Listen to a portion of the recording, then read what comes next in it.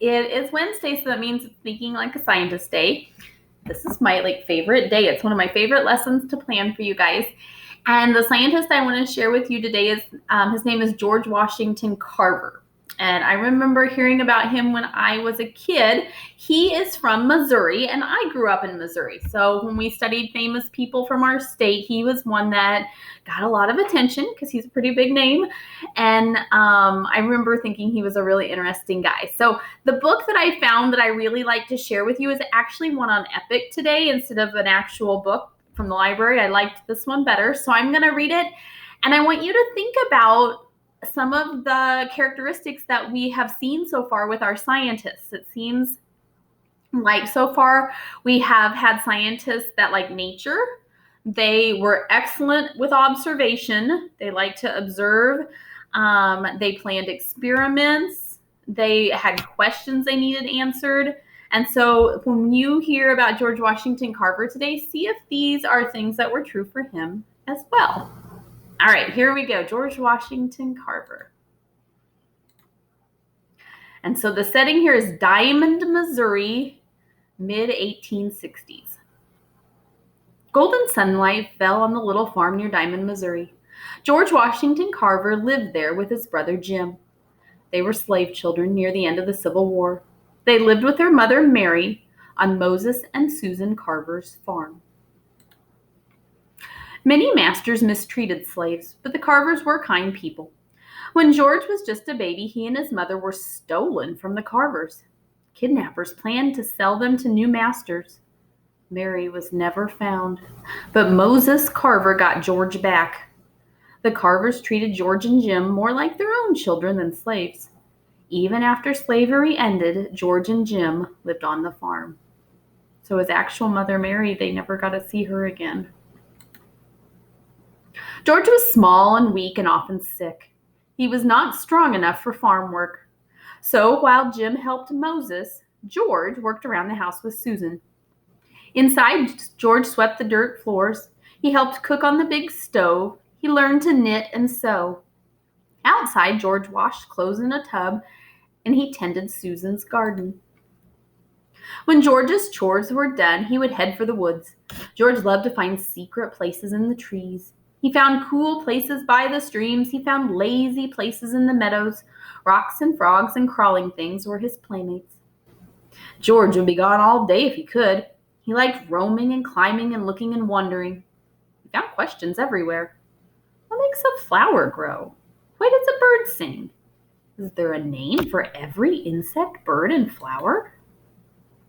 George loved the things he found in the woods. He wanted to keep them. Sometimes his pile of rocks would grow too large to keep in the cabin. Susan would make George throw the rocks out. One by one, George would throw the rocks down the hill.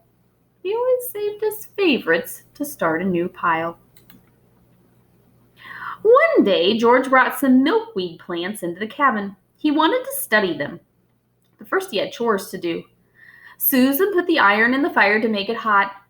George climbed up on a chair and put the plants up high out of the way. George folded the clean, warm clothes after Susan ironed them. The cabin grew very warm. All at once there was a soft swirling of something like snow. George and Susan looked up in wonder. The milkweed pods had burst open. Hundreds of fluffy seeds were floating down. Seeds landed in their hair. They landed on the clean clothes. Some even landed in the cooking pots. After that, George had to leave his treasures outside. George longed to understand how living things grew. He tried to find answers to his questions. In the small clearing not far from the cabin, he made his own secret garden. There he planted flowers he found in the woods. George planted some in the sun. He planted others in the shade. He watered them in different ways. Then he watched to see which plants grew best. People on farms nearby heard about George and his love for plants. If a plant was sick, they brought it to George. They called him the plant doctor. George had tender feelings for all his plants. Once he was caring for a plant. He accidentally broke some of the roots. Tears came to his eyes. He knew the plant would die. In the woods, George saw how nature provided food for plants and animals. Even dead plants were useful. He saw them turn soft and brown, and after a while they broke down and went back into the soil. They made food for new plants to grow. Nature, George saw, did not waste things. George's discoveries only filled him with more questions. He didn't know where to find the answers, but he wondered if he could find them in books. Moses could not read, but Susan knew how. She taught George from a spelling book. For hours, George sat with the speller. He learned each and every word. It was the only book he had, and it could not answer his questions. So George began to dream of going to school. All right, traveling days, 1870s to 1890s. So George has gotten a little older here. There was a school not far away, but it was for white children. George was not welcome there. The nearest school for black children was in Neosho. That was 8 miles away. It must have seemed a very long way to a small boy, but George's yearning to learn was strong. George told Moses and Susan he wanted to go to school. When he left the Carver's farm, George was only 11 years old. He had no money. He didn't know anybody in Neosho. Soon he found a family to live with. To pay for his room and food, he worked hard before and after school. George was happy to go to school, but before long he knew as much as his teacher. And for George, that was not enough.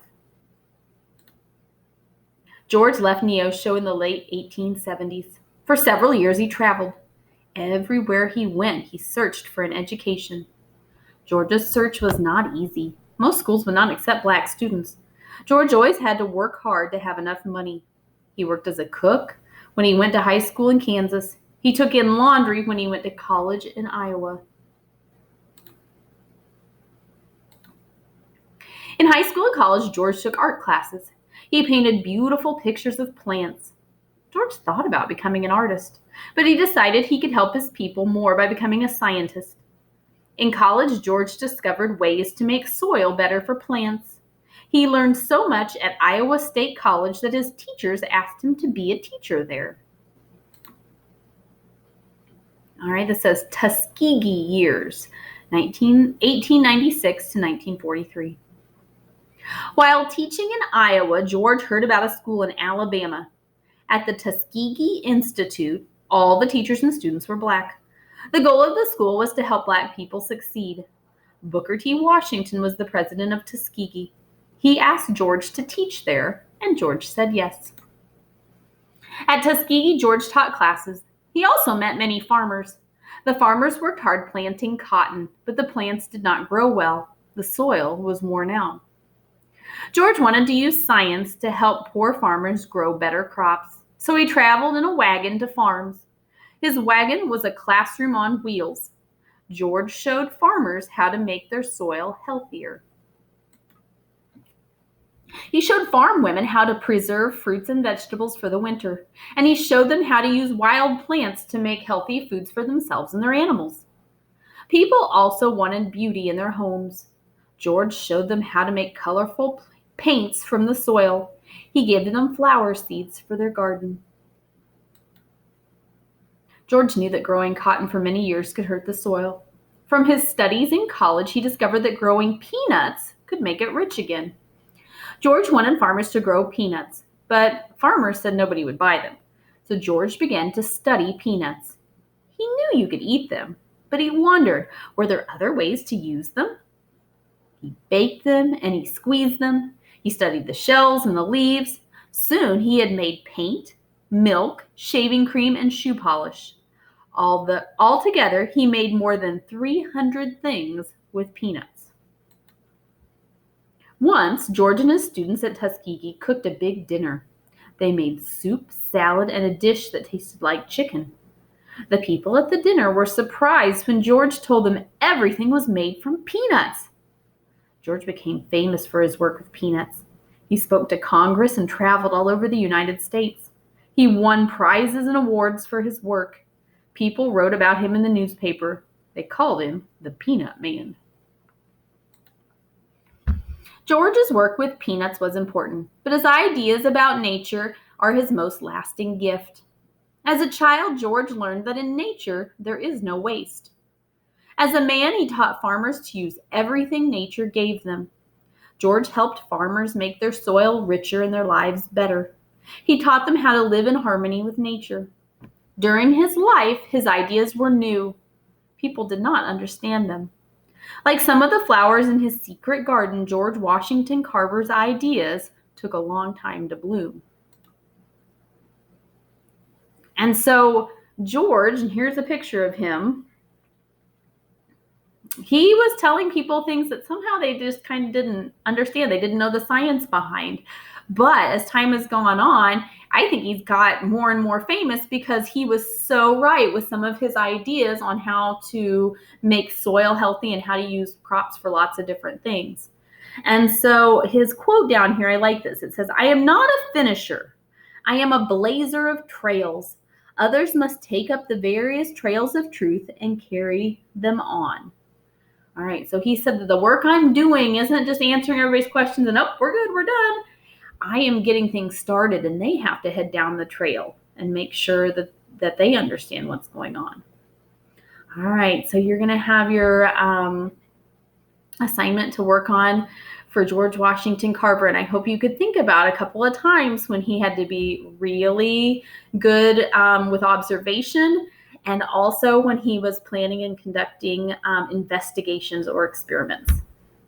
All right.